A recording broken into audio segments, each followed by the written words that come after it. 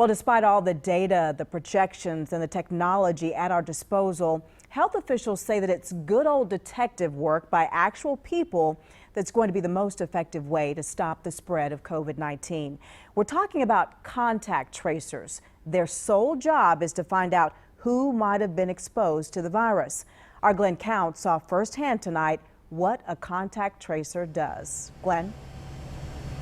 Well, Erica, grocery stores like this one are a essential stop during the age of COVID-19. So what if you had to remember everyone you had contacted in there and for the rest of your day?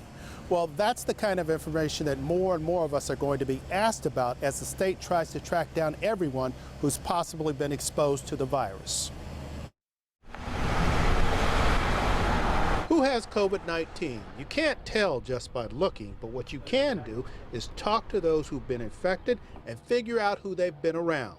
Where we ask for their close contacts. Those are people that they might live with, work with. Natasha Morad is a contact tracer with the Cabarrus County Health Department.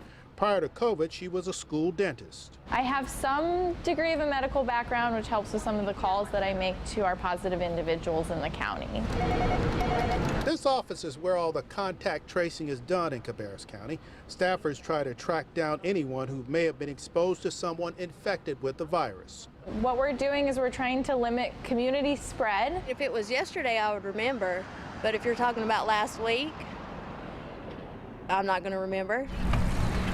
So imagine you've gotten a positive test result and someone from the health department wants to know where you were in the 48 hours prior to you showing symptoms. Did you go to the grocery store, gas station, or drugstore? Now here comes the tough part.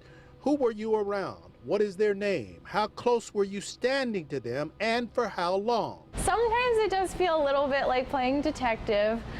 We have had some situations where maybe people weren't as forthcoming or honest as they could be initially. So why would someone lie to the tracers? Because exposure could mean a 14-day quarantine, something most people aren't willing to commit to. It really is all over the board. Some people are appreciative of being told. Some people feel like their rights are being impinged upon, and so they meet it with a lot of aggression and anger. Well, I've actually started keeping on my calendar the places that I go each day and who I come into contact with.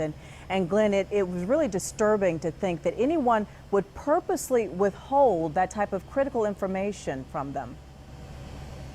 Well, Erica, officials wouldn't name names, but they do say that some businesses have been somewhat hesitant. So when they come across that situation, they typically will tell them, look, you could lose 2 to 3 people now, or you could run the risk of having your entire business shut down later, and that typically does the trick. I understand why. Thank you, Glenn. Now here's a look at how many contact tracers we have right now in the Carolinas. North Carolina has about 250 on staff and is set to hire 250 more. State health officials say 4,000 people have applied for those jobs. In Mecklenburg County specifically, 75 people have been trained, but right now only 30 of them are needed. In South Carolina, 400 contact tracers are already on staff. The state has retained 1,400 more through private companies.